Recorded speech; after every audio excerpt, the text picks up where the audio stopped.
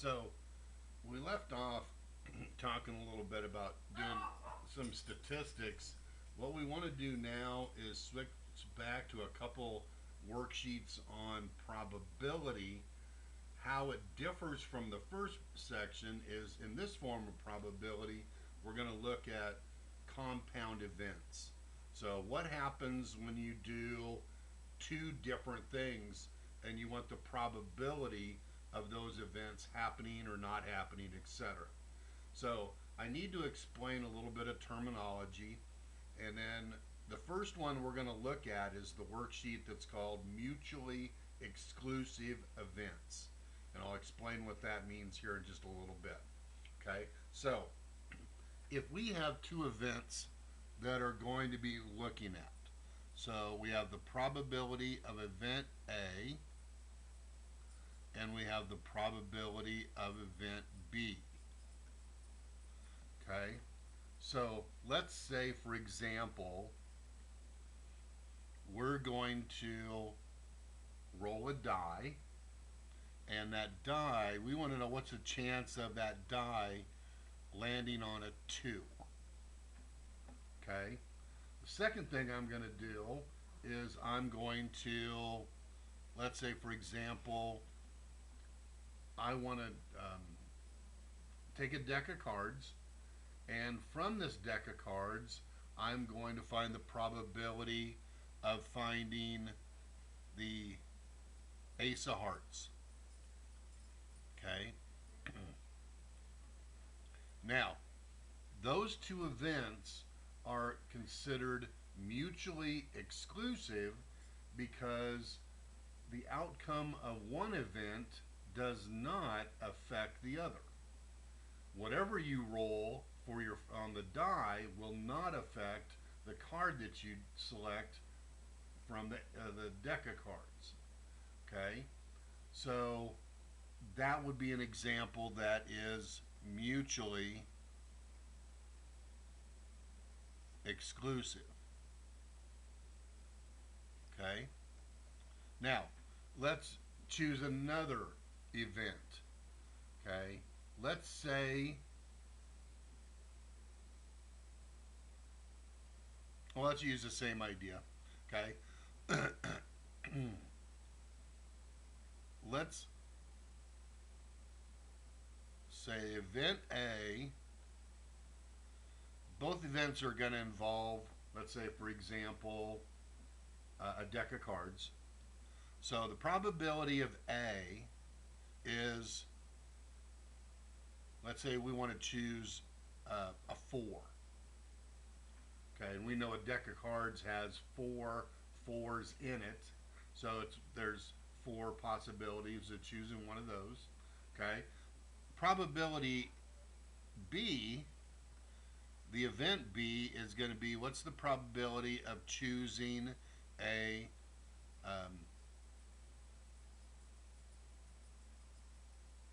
well, let's say it's a spade. Okay, now these two events are not mutually exclusive because there is an item shared by both. The 4 of spades. Okay, so if there are elements in the set that are common to both sets, then it is not mutually exclusive. Okay, so that's the first thing that the worksheet's going to ask you to do. And we'll look at a couple examples of those in just a minute here. But our first part is to decide yes or no, are they mutually exclusive. Now, the next thing it's going to ask you to do is it's going to ask you to find some probabilities. And there's two key words here. If they're mutually exclusive, they're easier to calculate. I'll tell you that right now. Okay, so let's say because here is got two events happening, and I want to know, do the both things have to happen, or does one or the other have to happen? So if I have the probability of A and the probability of B. Okay, this is a new probability that's found by taking and combining both.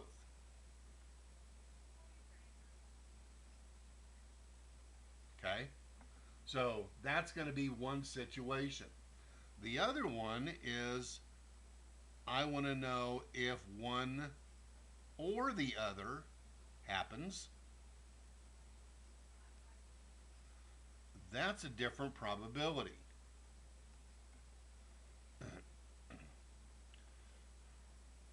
Okay, so one of the things you have to understand is that when you do or, the chance of one or the other happening is higher than having both of them happen. So this has the higher probability, okay, when you compare it to these two events, okay, these two kinds of probability. Now, here's what, and this is for mutually exclusive events, okay? So when they're mutually exclusive and you're asked to calculate the probability in an and situation, all you need to do is take the two individual probabilities and multiply them together. Probability of A times probability of B. Okay? When it's an or situation and they're mutually exclusive, okay, then we want to add the probabilities.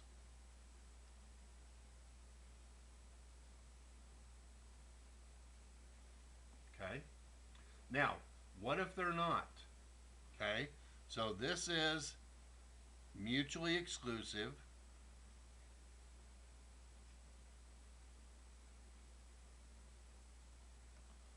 Okay?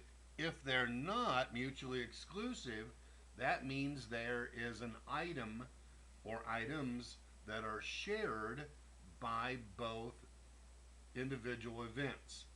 And we don't want those events to be counted more than once. So what we do is we subtract off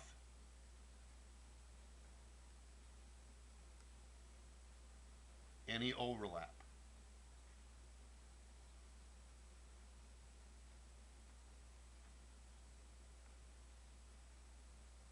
And you'll see as we look at some of the exercises, you'll see how this works a little bit more here.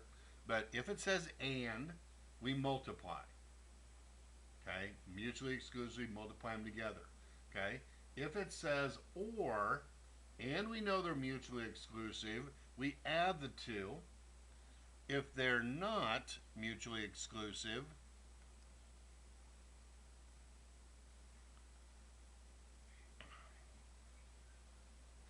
then add and then subtract off any items shared by both sets to make sure that they are only counted once. Okay? Now, there's one other kind of probability that they're going to get into, and a lot of these are going to be repeated on the second worksheet that we'll talk about later. Okay, so you'll see me review some of these again, but it shouldn't take as much to introduce them as this one does. But we have what's called conditional probability. Okay, so here is A given, notice that straight line there, given B. Okay, so this thing is used when two items or two events are used in succession, one after another. And it's saying what's the probability of A happening given that B already has. Okay, what's the give A given that B has already happened. Okay, and the formula looks a little bit like this. So what's the probability of A and B? Okay, what's the probability of both things happen divided by the probability that that first event already has occurred. Okay, so that's what we're looking at there. That's the probability of A given B. Okay, so we'll look at some examples of all of those. okay, in just a minute here. But let's start off with um, a question on your worksheet 1 through 4. It says, number 2 says, a bag contains 6 yellow jerseys numbered 1 to 6. The bag also contains 4 purple jerseys numbered 1 to 4. You randomly pick one jersey. It is purple, or it has a number greater than 5. Okay? So again, looking at those two items, okay? So 6 yellow, you have 4 purple. Yellow ones are 1 to 6. Purple ones are 1 to 4.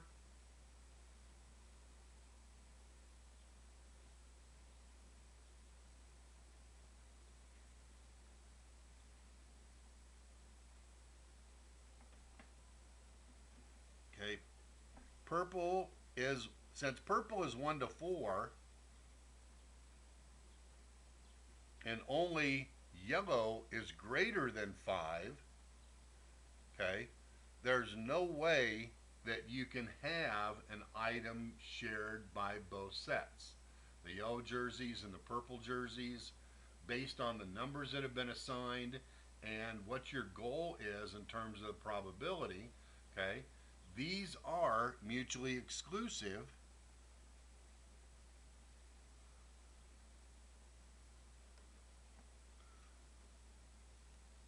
Only because of what the goal of the probability is. Now, let's say, for example, if you got the same criteria, I want to find the probability of choosing either yellow or a number less than 3.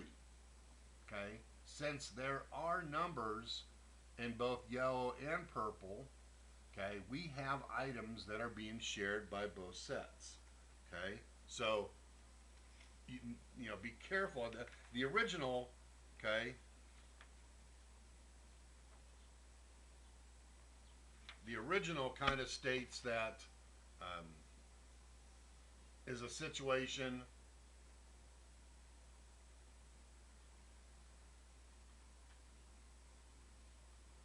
that appears like it could be, but because of the probability of what you're trying to have happen, okay, then I wouldn't consider those. Okay.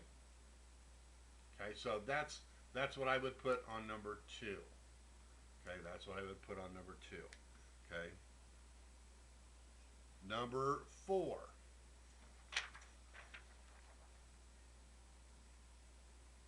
A box of chocolates contains 6 milk chocolates and 4 dark.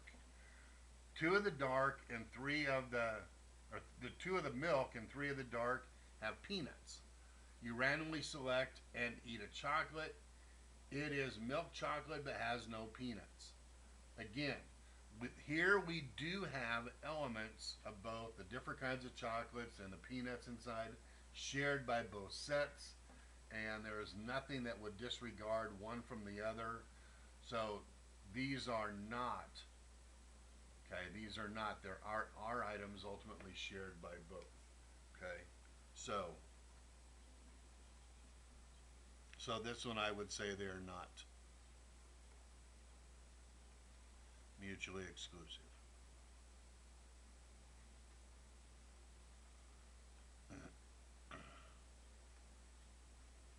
Okay. Um, on 5 through 8, it's asking you to find the probability. Okay.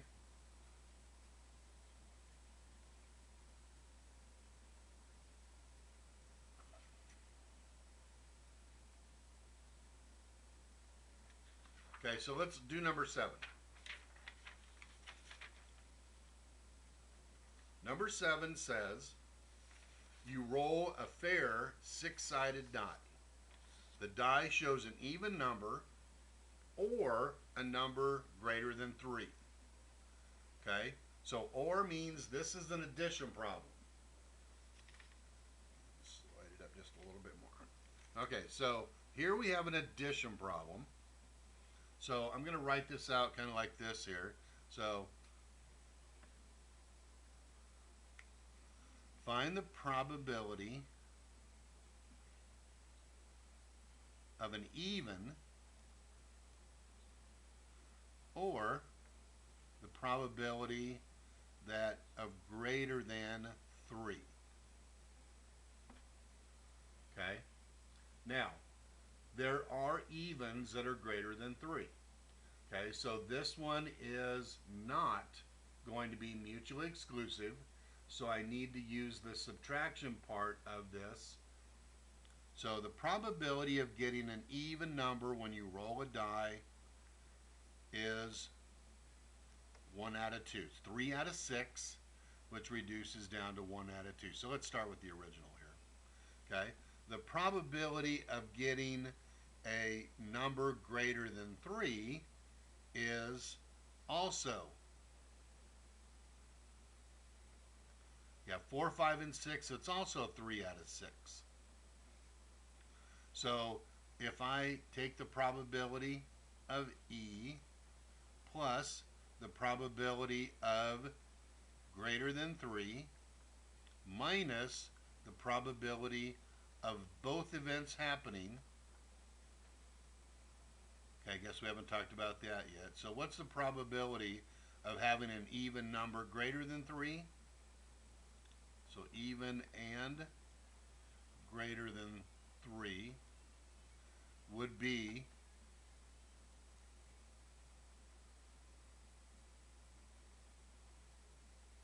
there's two even numbers that are greater than 3, 4, and 6.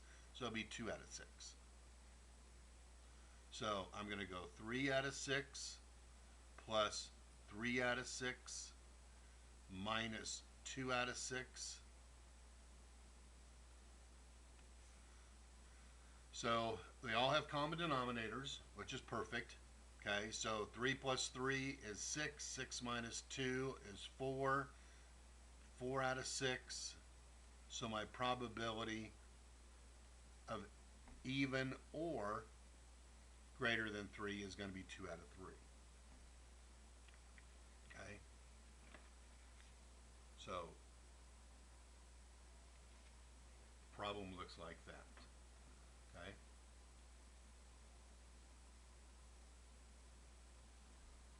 now look at number 8.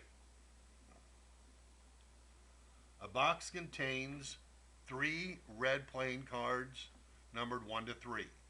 It also contains 5 black cards 1 to 5. You randomly pick a playing card. It's black or has an odd number. Okay, so again, we have some overlap. Okay, so and again, it has an or. So this is the probability of choosing a black card or the probability choosing an odd card. So probability of black plus probability of odd minus the probability of both. So let's start counting. Okay, total there are 8 cards. 8 cards in this box. 3 red, 5 black. 8 cards. So the probability of getting a black one is 5 out of 8.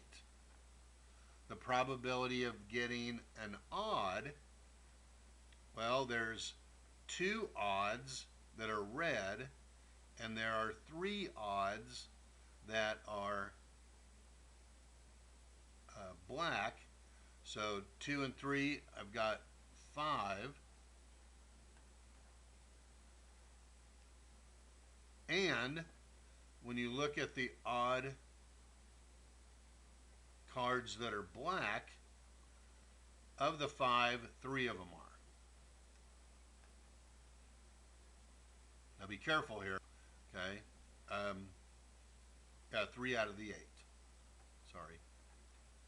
So 5 out of 8 are black, 5 out of 8 are odd, 3 out of 8 are both. Okay, so again, 5 plus 5 is 10, 10 minus 3 is 7. So you got a pretty good chance, 7 out of 8. Okay, 7 out of 8 is your probability. Okay, so um, that is how you would do that one. Now, in the problems on the back side, the only real difference to these is that first thing is they're asking you to do check for mutually exclusive again, and then they're going to ask you for some missing probabilities. Okay, so what we want to do is we want to use those same formulas again, but this time we're going to verify that both sides of the equation that we create are actually true. So questions 1 through 14, or 9 through 14, sorry.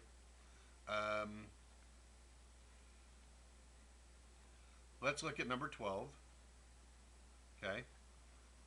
Number 12 says the probability of A is 0.2. Sorry. Up a little bit too high. Probability of A is 0.2. Probability of B is 0.35. Now, this thing says the probability of A and B equals 0. Well, if these were mutually exclusive, like we're trying to determine, then P of A times P of B equals P of A and B.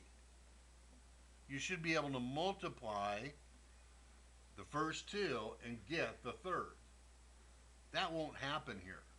There's no way that 0.2 times 0.35 equals 0. So these are not mutually exclusive. Okay?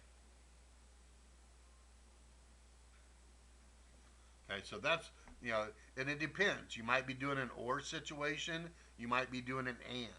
But if it says and, then A times B has to equal the A and B. Has to. Okay, that's the way the formula works. Okay, now the last two problems, just a little bit different here. Okay, number 13, for example.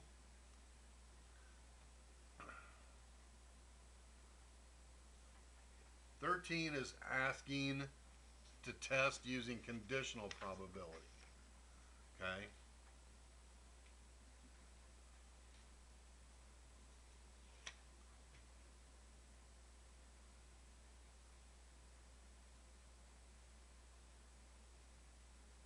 Oh, hold on here. Yeah, let's use 14. 14 is a better example. Okay. Okay, so here's what we said. Be careful about what they're given. I was looking at that and hesitating because I wasn't getting the right answer, but it's because I wasn't looking at what was given there. Okay.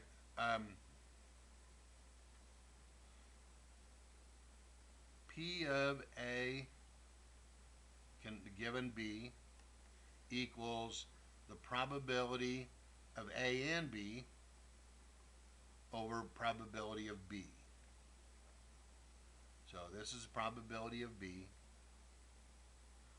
Okay. This is probability of A over B. Or A and B, sorry.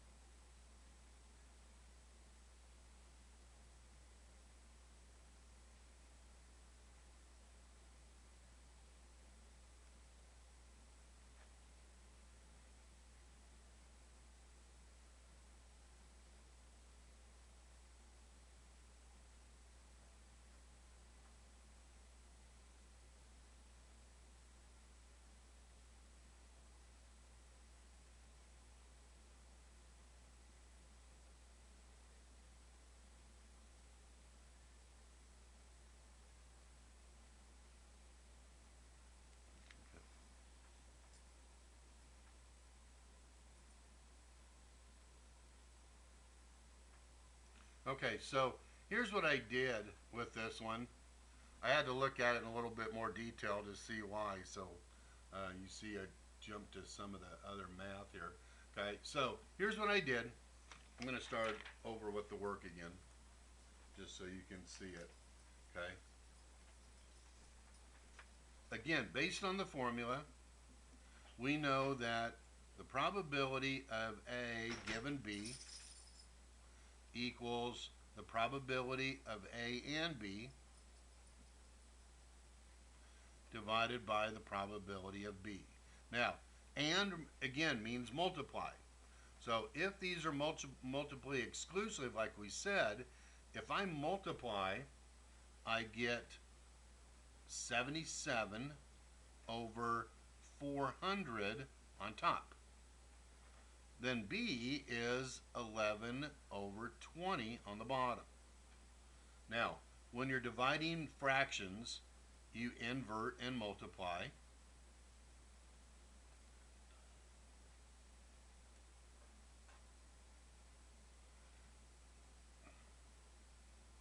And I know that 20 goes into 400, 11 goes into 77.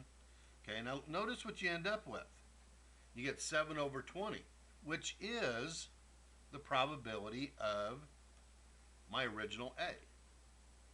Okay, so that's what should happen. When you actually simplify those out, you should be able to go back and find that original probability of A. If it doesn't, then they're not mutually exclusive. Okay, and that's kind of what number 13 will do as well. If you set it up and simplify, you should be able to tell yes or no, are they or are they not. Okay, real quickly, looking at the last two. Okay, number 15 and number 16. 15 is an or, but they are mutually exclusive. So if it says or, you add. Number 16 is an and, so you multiply. 17 and 18, okay. 18, for example, it says find not B. I didn't talk about this, okay, but every probability has what's called a complement. It's the other side or the rest of what happens given an event. Okay, so this is an and situation. Actually, we got several things. We got and, we got or. The key is, again, I treated these as mutually exclusive. Okay, so if I know that the probability of A times the probability of B equals the probability of A and B, that means that using the numbers up here, then 11 over 20 times the probability of B equals 77 over 400. Now, divide or multiply both sides by 20 over 11.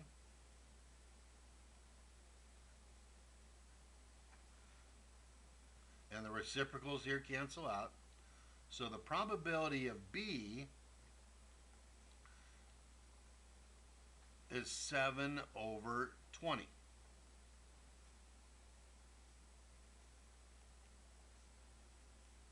Okay? Now, I want the probability of not B. Okay? So, if this is B, then not B is everything else. So, if you take 7 over 20 and subtract from 1, you get the complement, which is 13 over 20. And so there, if the probability of B is 720, the probability of not B is 13 over 20. The two probabilities must add to 1, okay, when you're calculating that complement. Okay? Okay, I know this has been a long video. Give you kind of a chance to catch up with that a little bit. The next one will be a little bit shorter because it's going to play off a little bit of a twist on this, but you'll see a lot of the same things duplicated when we look at the exercises. Okay, so independent and dependent events will be the next worksheet.